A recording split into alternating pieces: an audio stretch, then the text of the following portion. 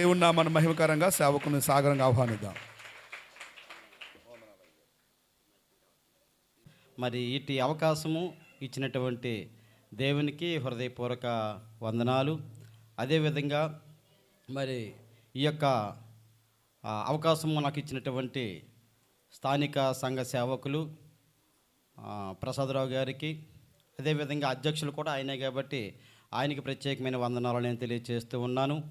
అదేవిధంగా మాతోటి ఉన్నటువంటి సహదాసులు సహసేవకులు అయినటువంటి మాతోటి జత పని వారైనటువంటి సేవకులందరికీ నాకు ప్రత్యేకమైన వందనాలు. మరి ముఖ్యంగా ప్రత్యేకంగా మరి మా యొక్క బావగారు, ఆయన హెడ్ మాస్టర్, ఇంకా హెడ్ మాస్టర్ కంటే పెద్ద పోస్టు, అటువంటి సేవకులు ఎంతో ఉన్నతమైన చదువులు చదివి మాతో పాటు కూర్చున్నారు.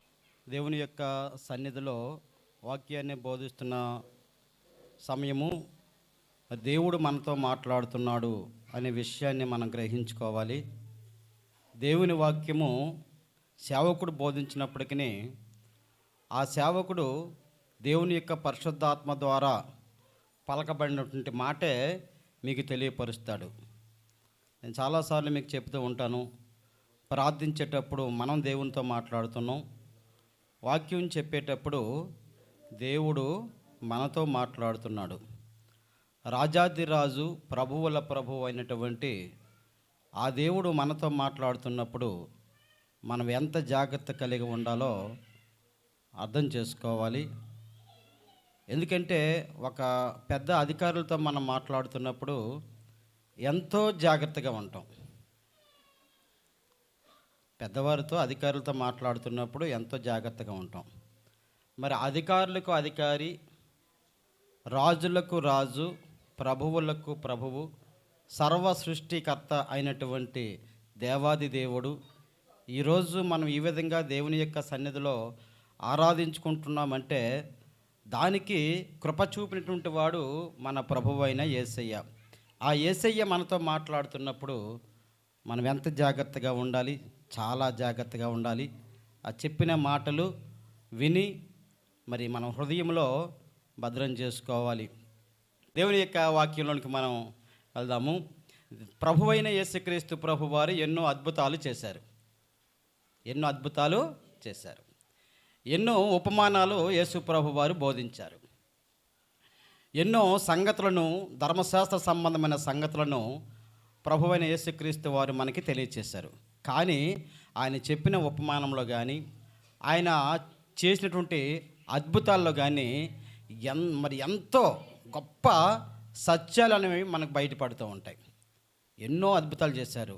అటువంటి ఒక అద్భుతమును గురించి మనం ఈరోజు మాట్లాడుకొని ఆ దేవుడు చేసిన అద్భుతములో ఆత్మ సంబంధమైన సత్యము ఏదైతే ఉందో దాని గురించి ఈరోజు మనం మాట్లాడుకుందాం.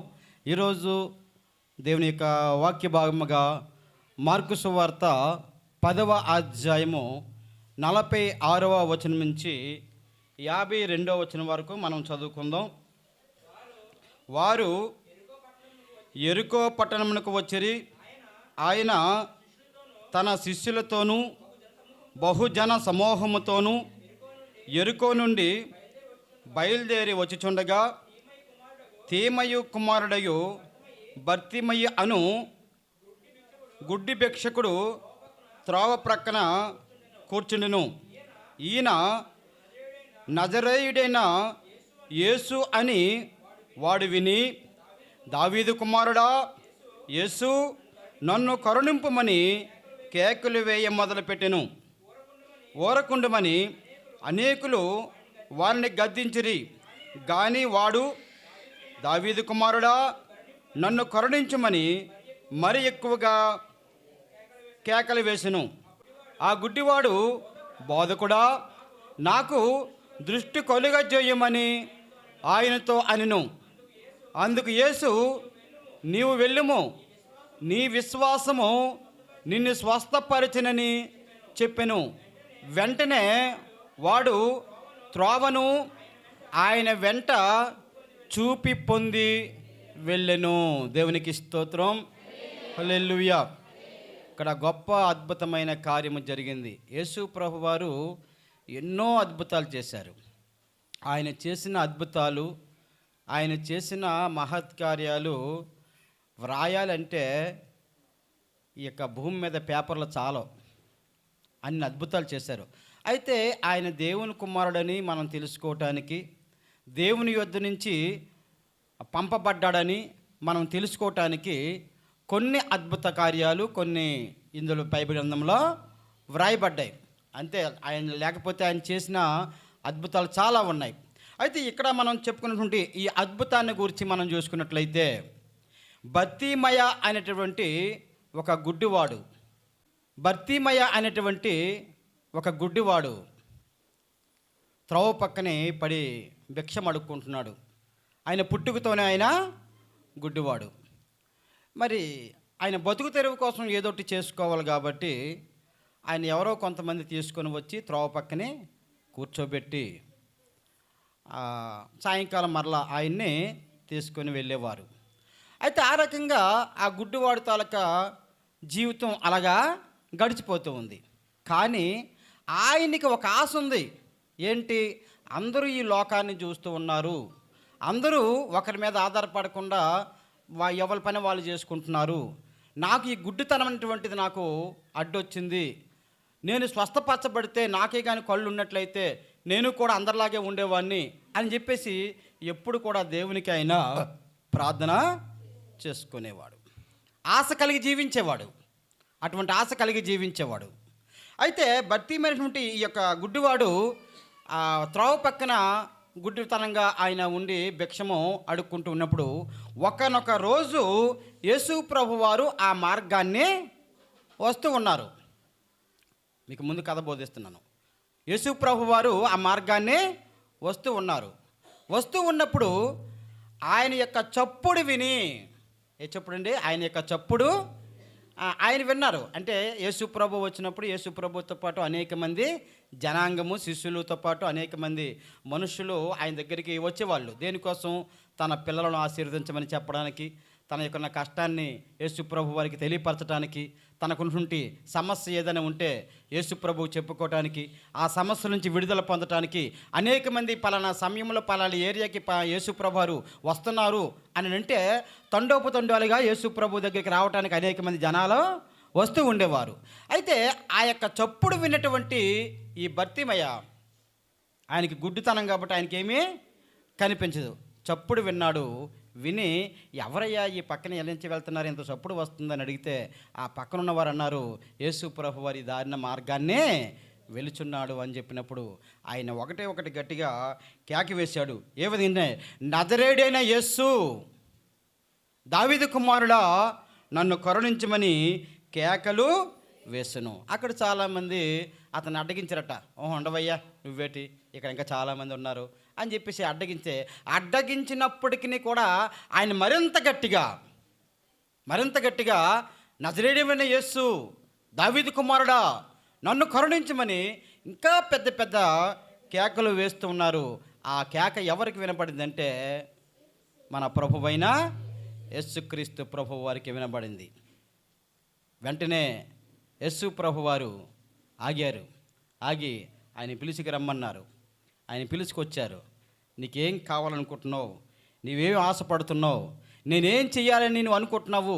నేనేమి చేయగలను అని అనుకుంటున్నావు అని అంటే, అయ్యా నేను పుట్టుకతో గుడ్డివాడిని, నాకు మరి కళ్ళు చూపు కలుగు చేయమని ఆయన్ని ప్రభువారు ఆయన వేడుకున్నాడు. ప్రభువారిని అయినా వేడుకుంటే అప్పుడు యేసు ప్రభు అన్న మాట ఏంటో తెలుసా? నీ విశ్వాసము చాలా గొప్పది కాబట్టి నీ విశ్వాసమే నిన్ను స్వస్థపరుస్తుంది అని చెప్పిన మరుక్షణమే అతనికి స్వస్థత కలిగింది. ఆ యొక్క గుడ్డితనం నుంచి, చీకటి బ్రతుకు నుంచి బయటపడ్డాడు. బయటపడిన తర్వాత ఆయన ఏం చేశాడో తెలుసా? నాకు చూపు వచ్చింది కదా అని చెప్పేసి ఆయనేమి సరే మరి ఆ యేసుప్రభుకు వందనాలు చెప్పేసి ఆయన ఏం వెళ్ళిపోలేదు. ఏం చేశారండి? ఆయనతో పాటు ఆయన వెంట చూపు పొంది ఆయన వెంట ఆయన కూడా వెళ్ళెను. ఇది జరిగినటువంటి అద్భుతమైనటువంటి కార్యము. ఈ కార్యంలో, అద్భుతమైనటువంటి కార్యంలో ఉన్నటువంటి సత్యాన్ని మనము తెలుసుకుందాము. ఇట్లా గుడ్డివాడి తాలూకా స్థితి ఏమిటి, అక్కడ ఉన్నటువంటి స్థితి ఏంటంటే ఆయన యొక్క స్థితి ఏమిటి, ఆ బర్తీమయ్య యొక్క స్థితి ఏమిటండి? బర్తీమయ్య యొక్క స్థితి గుడ్డితనము, అంతే కదమ్మా. బర్తీమయ్య అనేటువంటి వాడి తాలూకా స్థితి ఏమిటంటే గుడ్డితనము. అంటే గుడ్డివాడికి ఏమి కూడా కనిపించదు. ఏమి నలుపు తెలియదు, తెలుపు తెలీదు, గొయ్య తెలీదు, నుయ్య తెలీదు, ఏం జరుగుతుందో ఆయనకి తెలియదు, ఏమి కూడా తెలియదు. అయితే ఈ రోజుల్లో కూడా అనేక మంది ప్రభువుని ఎరిగి ప్రభువులో జీవిస్తూ రక్షకుడైన క్రీస్తుని విశ్వసించి తన పాపాలను విడిచిపెట్టుకొని విమోచింపబడి తర్వాత కూడా అనేక మంది పూర్వ పాపముల నుండి నాకు విడుదల కలిగిందన్న సంగతి మరిచిపోయి క్రైస్తవులు జీవిస్తూ ఉన్నారు. ఈనాడు చాలామంది దేవుణ్ణి నమ్ముకుంటున్నారు, బాప్తీసం తీసుకుంటున్నారు. బాప్తీసం తీసుకొని ఏం చేస్తున్నారంటే రక్షణ పొందుకుంటున్నారు, పాపముల నుండి విడుదల పొందుకుంటున్నారు, పరిశుద్ధమైన జీవితము జీవిస్తున్నామని అనుకొనిచు కొంతమంది ఏం చేస్తున్నారంటే ప్రభువుని నమ్ముకున్నామన్న విషయం మరిచిపోయి కొంతమంది ఆత్మ సంబంధమైన అంధకారంలోనికి అనేక మంది వెళ్ళిపోతూ ఉన్నారు. మన క్రైస్తవులు కూడా చాలామంది గుడ్డివారిగా ఉన్నారండి. ఆయన స్థితిని ఎందుకు గుర్తు చేస్తున్నానంటే ఈరోజు మనము కళ్ళుండి కూడా చాలామంది గుడ్డివారిగా జీవిస్తూ ఉన్నారు, చెవులుండి కూడా చెవిటివారిగా ఉన్నటువంటి వారిని మనం చూస్తూ ఉన్నాం. దాన్ని ఏమంటామంటే ఆత్మీయ గుడ్డితనము. ఏ గుడ్డితనం అండి? ఆ రోజు బర్తిమయ్య నిజమైన గుడ్డితనం నుంచి బయటపడ్డాడు. ఈనాడు క్రైస్తవుడు మనిషిగా కొన్ని నిజమైన కళ్ళు ఉన్నవాడు ఆత్మ సంబంధమైన గుడ్డితనంలో కూడా చాలామంది జీవిస్తున్నాడు. ఎందుకంటే ఆత్మ సంబంధమైన గుడ్డితనంలో జీవించిన వాడు ఏమి చేస్తున్నాడో ఏం జరుగుతుందో కూడా ఆయన గ్రహించలేని స్థితిలో చాలామంది ఉంటారు. అయితే మీరు అనొచ్చు, ఎవరండి గుడ్డివారు అని చెప్తే దైవ గ్రంథం మనకి బోధిస్తూ ఉంది. ప్రభువును నమ్ముకున్నామన్న విషయాన్ని కొంతమంది మర్చిపోయి బాప్తిస్మానికి ముందు ఎలాగ జీవించేవారో బాప్తిస్మం తీసుకున్న తర్వాత కూడా అదే రకంగా జీవించే వాళ్ళు చాలామంది ఉన్నారు. అమ్మ లేరమ్మా? బాప్తిస్మం తీసుకోకముందు లోక సంబంధంగా ఎలాగైతే జీవించేవాళ్ళో ఏదో బాప్తిస్మం తీసుకుంటాడు, గుడికి వస్తారు, వచ్చిన తర్వాత కూడా మామూలుగా యథావిధిగానే బాప్తిస్మం తీసుకోకముందు ఎలాగైతే జీవించేవాడో అలాగే చాలామంది జీవించిన వాళ్ళు ఉన్నారు. అయ్యో నేను ప్రభువుని నమ్ముకున్నాను, ఆ రక్షకుని నేను విశ్వసించాను, ఆ ప్రభువు నన్ను పూర్వ పాపం నుంచి విడుదల కలుగు చేసి నన్ను విమోచించి నన్ను రక్షించి ఒక పరిశుద్ధమైన జీవితాన్ని దేవుడు నాకు అప్పగించాడు అనే విషయాన్ని వాళ్ళు మర్చిపోయి మళ్ళీ పాపపు జీవితాన్నే, పాత జీవితాన్నే, ప్రాచీన జీవితాన్నే జీవించే వాళ్ళు అనేక మంది ఉన్నారు. వాళ్ళందరూ కూడా ఆత్మ సంబంధంగా చూసుకుంటే గుడ్డివారే. అది ఆత్మీయ గుడ్డితనం. ఆ ఆత్మీయ గుడ్డితనం నుంచి మనము బయటపడాలి. పేతురు రాసిన పత్రిక 2వ పేతురు 1వ అధ్యాయము 9వ వచనం. ఇవి ఎవనికి లేకపోవునో వాడు తన పూర్వ పాపములకు శుద్ధి కలిగిన సంగతి మరచిపోయి గుడ్డివాడును దూరదృష్టి లేనివాడవుచున్నాడు. పూర్వ పాపములను మరిచిపోయినవాడు.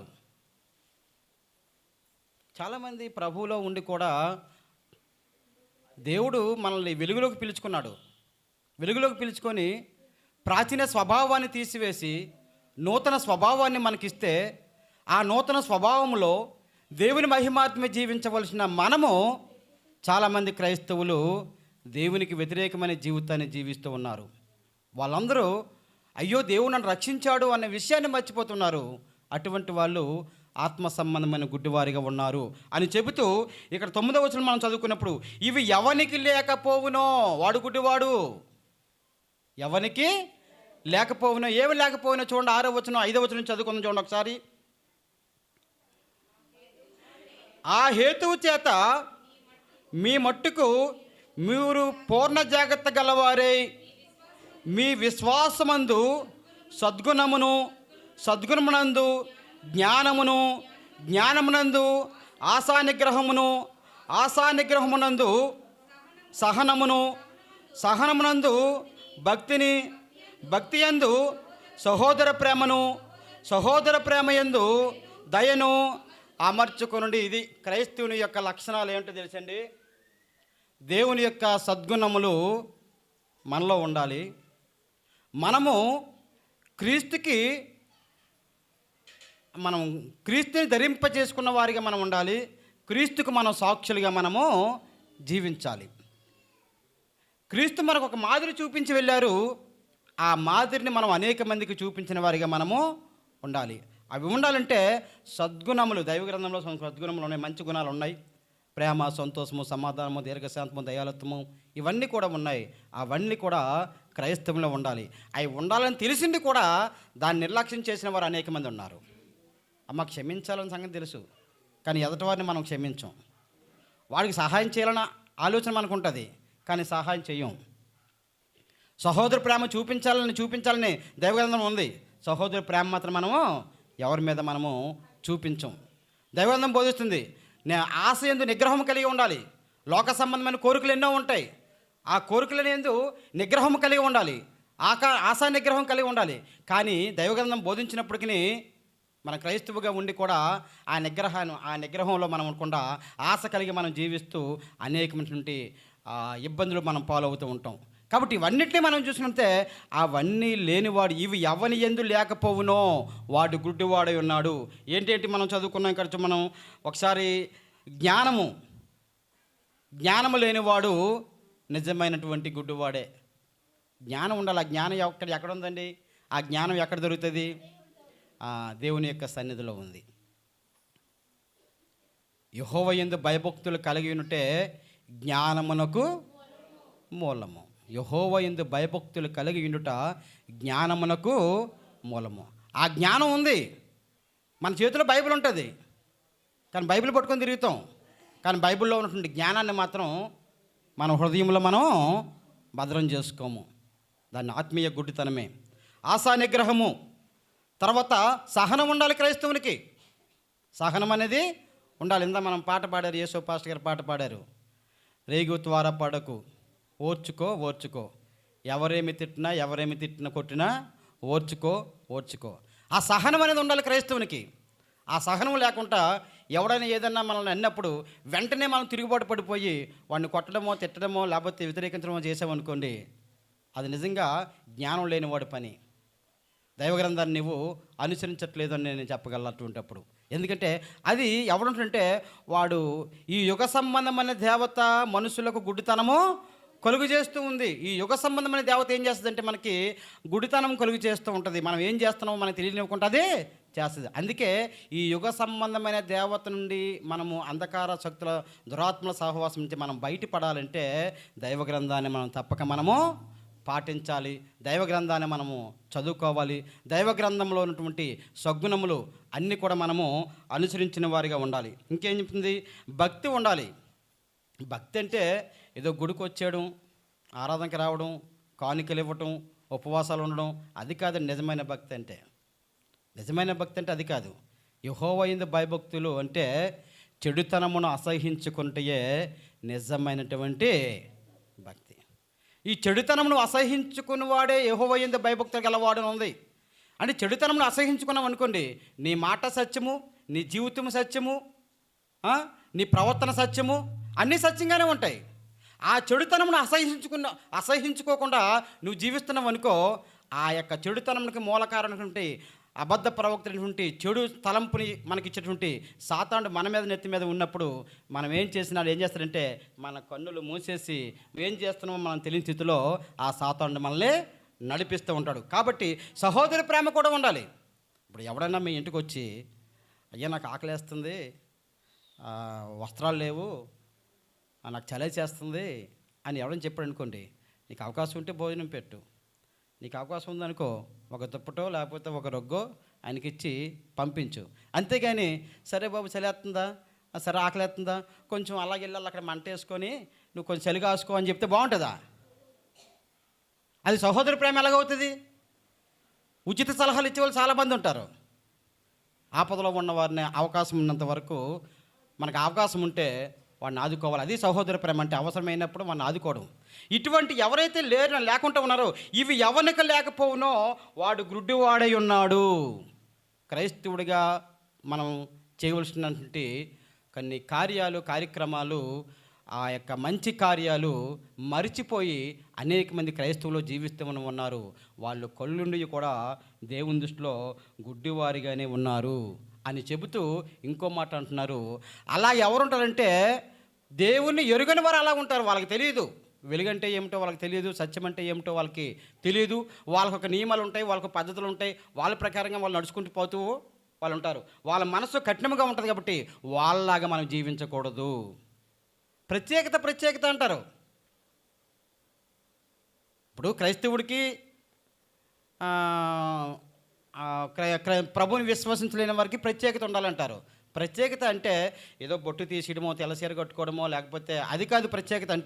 ప్రత్యేకత అంటే నీ ప్రవర్తనలో ప్రత్యేకత కావాలి. నీ యొక్క జీవితమే ఎదుటివాడికి ఒక సువార్త కావాలి. నిన్ను చూసిన వారు, అమ్మో ప్రభువుని నమ్ముకున్న విశ్వాసే ఎంత సహనము, ఎంత ఓర్పు, ఎంత మంచితనము, ఎంత క్షమాపణ కలిగి జీవిస్తుందంటే ఆ క్రీస్తు ప్రభు వారు ఎంతగా జీవించారో అని వాళ్ళు యేసు ప్రభు యొక్క జీవితానికి మనం సాక్షిగా ఉండాలి. యేసు ప్రభువులోకి రావటానికి నువ్వేం సువార్త ప్రకటించే అవసరం లేదండి. నీ యొక్క జీవితమే, నీ ప్రవర్తనే మార్చుకొని నువ్వు నడిస్తే నీ జీవితమే నీ వెనకాల ఉన్నవాడికి ఒక సువార్తగా ఉంటుంది. కాబట్టి అది లేనివాడు గుడ్డివాడిగానే ఉంటున్నాడు. కాబట్టి అందుకే మనము జాగ్రత్తగా ఉండాలి క్రైస్తవులుగా. మనము మరి ఆ బర్తిమయ్య భౌతిక సంబంధమైన గుడితనం నుంచి బయటపడ్డాడు, సంతోషం, వెలుగుని చూశాడు. కానీ ఈరోజు మనం ఏం చేస్తున్నామంటే ఆత్మ సంబంధమైనటువంటి ఆత్మీయ గుడ్డితనంలో మనం జీవిస్తూ ఉన్నాం. కాబట్టి క్రీస్తుని బట్టి, క్రీస్తు వెలుగై ఉన్నాడు కాబట్టి నేను వెలుగై ఉన్నాను, మీరు వెలుగై ఇండుడి అని చెప్పేసి అన్నారు. కాబట్టి ఆ వెలుగులో మనం జీవించాలంటే ఆత్మ సంబంధమైనటువంటి గుడ్డితనం నుంచి మనము బయటపడాలి. రెండవ విషయం చూసుకుంటే 47వ వచనం చూడండి. ఈయన నజరేయుడైన యేసు వాడు విని, దావీదు కుమారుడా యేసు నన్ను కరుణించమని కేకలు వేయ మొదలుపెట్టెను. రెండోది మనం చూసుకుంటే ఆయన విశ్వాసం కనబడుతుంది. ఆయన స్థితి గుడితనము. రెండవది ఆయన విశ్వాసం కనబడుతుంది. ఏ విధంగా కేక వేశాడు? యేసు నన్ను కరుణించమని కేకలు వేసును. అసలు యేసు ప్రభు స్వస్థపరుస్తాడు అని ఆయన ఎలాగనుకున్నాడండి? ఆయన ఎప్పుడు స్వస్థత చూడలేదు కదా, చూశాడా? ఇప్పుడు కళ్ళున్న మనము దేవుడు ఎన్నో అద్భుతాలు చేశాడు. ఆ చుట్టూ ఉన్నవారు యేసు ప్రభు చేసినటువంటి అద్భుతాలు అందరూ చూశారు, సంతోషించారు. యేసు ప్రభు అద్భుతాలు చేస్తున్నారు అన్నారు. కానీ ఇతను గుడ్డివాడు. కానీ ఎవరో మాట విన్నారు. ఇక్కడ ఏమో రాయబడి ఉన్నది కూడా, యేసు అని వాడు వినుటి వల్ల విశ్వాసం కలుగుతుంది. వినుటి వల్ల కదా విశ్వాసం కలుగుతుంది. దేవుని యొక్క సన్నిధికి వచ్చి ఏదో 2 పాటలు పాడేసి పారిపోవడం కాదు. దేవుని మాటలు వినాలి. వింటేనే ఆశీర్వాదం. ఏదో అందరిలాగా మన పాటలు పాడుకొని ఏదో ఎక్కడికి వెళ్ళామంటే ప్రార్థనకి వెళ్ళాము, పాస్టర్ గారు ఏం చెప్పారంటే ఏదో చెప్పారు. ఏం చెప్పారంటే బాగా చెప్పారు. ఏం చెప్పారు? నువ్వు వింటే కదా. వాక్యం వినాలి. వినటి వల్ల విశ్వాసము కలుగుతుంది. ఈ యొక్క భర్తీమైనటువంటి గుడ్డివానికి విన్నాడు, యేసుని కూర్చుని వార్త విన్నాడు. విన్నాడు? అనేక అద్భుతాలు చేస్తున్నాడు అనే సంగతి ఆయన విన్నాడు. విని ఆ త్రోవ పక్కన ఉంటూ, ఎప్పుడైనా యేసుప్రభు ఈ మార్గాన్ని రాకపోతాడా, ఆయన్ని నేను వేడుకోకపోతానా అని ఆయన విశ్వాసంతో ఆయన అలాగా కనిపెట్టుకుని రోడ్డు మీద ఉన్నాడు. ఆ మాట విన్నాడు. యేసుప్రభు వస్తున్నారన్న మాట విని ఏమన్నా తెలుసా? నజరేయుడైనా, ఇంకా రెండో మాట కనపడుతుంది, దావీదు కుమారుడైనా. అంటే నజరేయుడైన యేసు అన్న సంగతి బతిమేకి ఎలా తెలుసు? ఎందుకంటే ఆయనకి కొంచెం లేఖనాలు కూడా కొద్దిగా ఆయనకి తెలుసు. ఒక గుడ్డివాడు. కానీ విన్నటువంటి మాటను బట్టి ఆయన వాక్యాన్ని గ్రహించగల సామర్థ్యం ఆయనకు ఉంది. ఆయన అంటాడు, దావీదు కుమారుడా. ఆయన దావీదు కుమారుడు అండి. దావీదు కుమారుడిగానే చెప్పబడింది దైవగ్రంథంలో. అబ్రహాము కుమారుడగు దావీదు కుమారుడైన యేసుక్రీస్తు వంశావళి అని రాయబడి ఉంటుంది. అంటే యేసు ప్రభు వారు దావీదు సంతతి నుంచి వస్తాడని అబ్రహాముకి వాగ్దానం చేసిన దేవుడు అబ్రహాము గారికి వాగ్దానం చేసిన ప్రకారముగా దావీదు సంతానం నుంచి వస్తాడన్న సంగతి ఈ బర్తిమేకి తెలుసు. కారణం ఏంటో తెలుసా? ఆయన యేసు ప్రభువుని గురించి విన్నాడు. వినుట వల్ల విశ్వాసం కలుగుతుంది. విశ్వాసం అంటే ఏంటి? నిరీక్షింపబడు వాటి యొక్క నిజ స్వరూపమే విశ్వాసం. నిరీక్షింపబడు వాటి యొక్క నిజ స్వరూపం అంటే ఏదైతే నిరీక్షిస్తున్నామో, ఏదైతే మనం పొందుకుంటామని ఆశపడుతూ ఉన్నామో, ఏదైతే దేవుడు నాకు చేస్తాడని ఆశపడుతూ ఉన్నామో, ఏదైతే జరుగుతుందని నువ్వు ఆశపడుతున్నావో అది జరుగుతుంది దేవుని కృపలో అని నమ్మటమే విశ్వాసం. ఇక్కడ నా దగ్గర బైబిల్ ఉందండి. బైబిల్ ఉంది అని చెప్పడానికి నాకు విశ్వాసం అవసరమా? ఎందుకని? ఇది కంటికి కనబడుతుంది కాబట్టి. నిరీక్షింపబడు యొక్క నిజ స్వరూపమే విశ్వాసం. ఇది దృశ్యము కనబడుతుంది, దీనికి విశ్వాసం అవసరం లేదు. కానీ నరకం ఉంది, పరలోకం ఉంది, సాతానుడు ఉన్నాడు, దేవుడు ఉన్నాడు, నాకు రక్షణ కలుగు చేస్తుంది, వీటికి మాత్రం కంటికి కనబడవు కాబట్టి నిరీక్షణతో కూడినటువంటి విశ్వాసం అది. అంటే నిరీక్షింపబడు యొక్క నిజ స్వరూపమే విశ్వాసం. ఆ తర్వాత 49వ వచనం చూద్దాం, చూడండి. అందులోనే అప్పుడు యేసు వాడిని నిలిచి వాడిని పిలువమని చెప్పగా వాడి గుడ్డివాడిని పిలిచి ధైర్యము తెచ్చుకొనుము, ఆయన నిన్ను పిలుచున్నాడని లెమ్మని వారితో చెప్పెను. ఆయన యొక్క పిలుపు కనబడుతుంది. మనం తప్పనిసరిగా ప్రార్థించమనుకోండి, దేవుడు తప్పక మన ప్రార్థన వింటాడు. ఈ నెలకే పిచ్చాడు దావీదు కుమారుడని కేకలు వేశారు. కొంతమంది అడ్డుపడ్డారు. యేసు ప్రభుని పిలవద్దు, నువ్వు పక్కన ఉండు అని చెప్పేసి కేకలు వేశారు. అయినా సరే ఆయన పట్టుదలతో కేకలు వేశాడు. ఏదైనా మనం పొందుకోవాలనుకున్నప్పుడు మనం ప్రార్థన అనేది చేసుకోవాలి. ఆ విశ్వాసంతో కూడిన ప్రార్థన చేసుకోవాలి. నీ విశ్వాసం నిన్ను స్వస్థపరచును. అంటే నువ్వు ఏదైతే పొందుకోవాలి, ఏదైతే పొందుకుంటానో, నీకు అనారోగ్యంగా ఉందండి, జ్వరంగా ఉంది, ప్రార్థన చేస్తున్నావు, నువ్వు ప్రార్థించేటప్పుడే నా దేవుడు నన్ను స్వస్థపరుస్తాడు అనేటటువంటి స్వస్థపరచబడక ముందే దేవుడు నన్ను స్వస్థపరుస్తాడు అనే నమ్మకంతో నువ్వు ప్రార్థన చేసుకోవాలి. నువ్వు ప్రార్థిస్తున్నావు, ఒకసారి ప్రార్థన చేసావు, రెండుసార్లు ప్రార్థన చేసావు, మూడోసారి ప్రార్థన చేసావు, నువ్వు ఎన్నిసార్లు ప్రార్థన పట్టుదలతో నువ్వు అనుకున్నది సాధించేంత వరకు, దేవుని యొక్క ఆశీర్వాదం పొందేంత వరకు నువ్వు ప్రార్థన చేస్తూనే ఉండాలి. ఆయన మరింత గట్టిగా, అందరూ అడ్డేసిన సరే మరింత గట్టిగా కేకలు వేశాడు. నువ్వు ప్రార్థిస్తే దేవుడు తప్పక నీకు నీ మాట వింటాడు.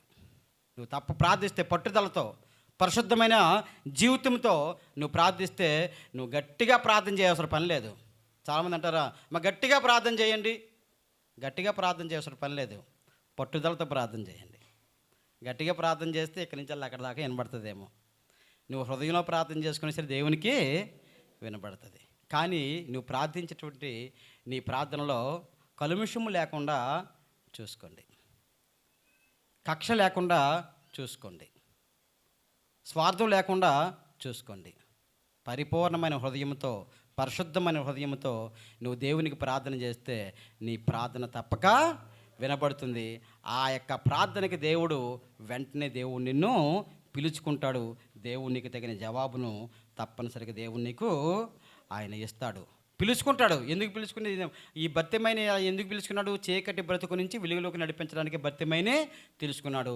అంధకార సంబంధమైనటువంటి బంధకాల నుంచి విడిపించడానికి దేవుడు మనల్ని పిలుచుకున్నాడు. దేవునికి స్తోత్రం. అంధకార సంబంధమైనటువంటి శక్తుల ప్రభావం నుంచి విడిపించడానికి దేవుడు మనల్ని పిలుచుకున్నాడు. ఎందుకంటే మనం ప్రభువుని నమ్ముకున్న తర్వాత మనం పోరాడేది ఎవరితో తెలుసా?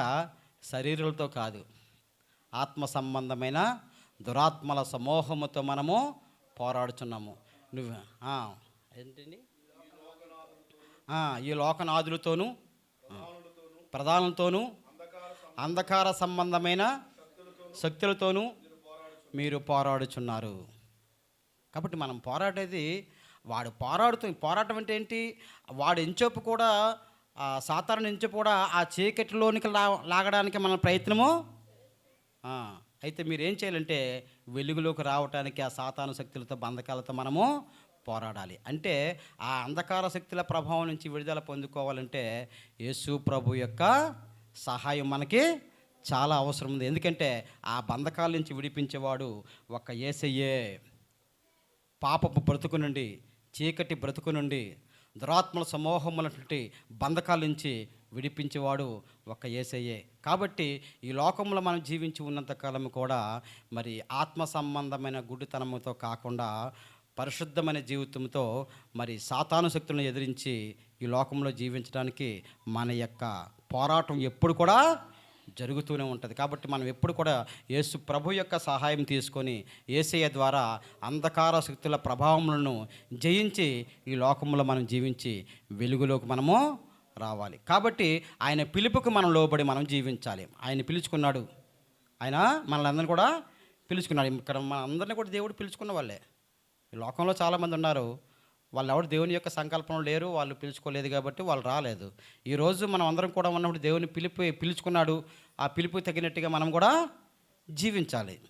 పిలుపుకి తగినట్టుగా మనం జీవించాలి. ఆ పిలుపుకి తగినట్టుగా మనం జీవిస్తే దేవుని యొక్క ఆశీర్వాదాన్ని మనము పొందుకుంటాము. మరి అబ్రహాముని దేవుడు పిలుచుకున్నాడు, పిలుపుకి తగినట్టుగా ఆయన జీవించాడు. మోషేని దేవుడు పిలుచుకున్నాడు, మోషే తన పిలుపుకు తగినట్టుగా జీవించాడు. ఇంకా ఆయన జీవితంలో ఇంకా మనం చూస్తుంటే ఆయనలో మార్పు కనబడుతుంది. ఏ మార్పు కనబడితే ఆయన యేసు వద్దకు వచ్చెను.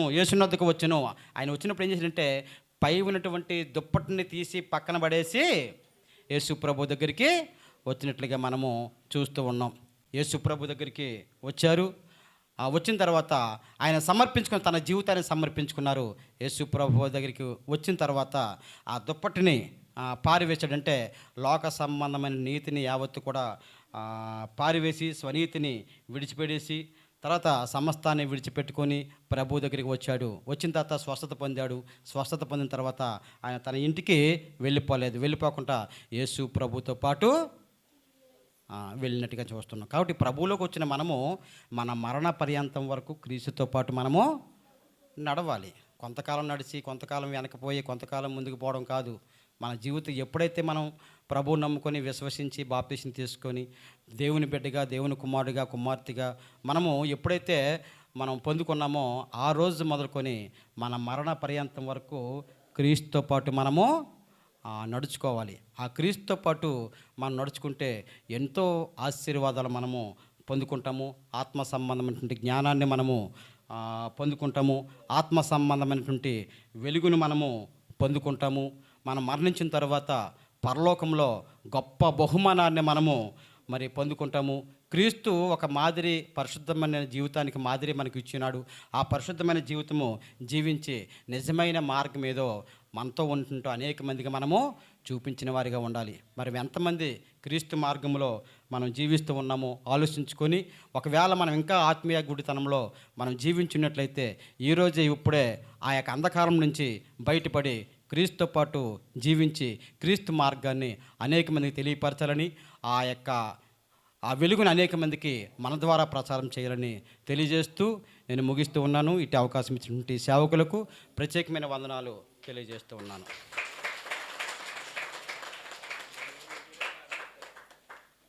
రామానందమయ్య గారికి మా హృదయపూర్వక ధన్యవాదాలు, వందనాలు తెలియజేస్తున్నాను. అయ్యగారు వందనాలు. అయ్యగారు మీరు ఇచ్చిన వాక్యాన్ని బట్టి చాలా సంతోషిస్తూ ఉన్నాం.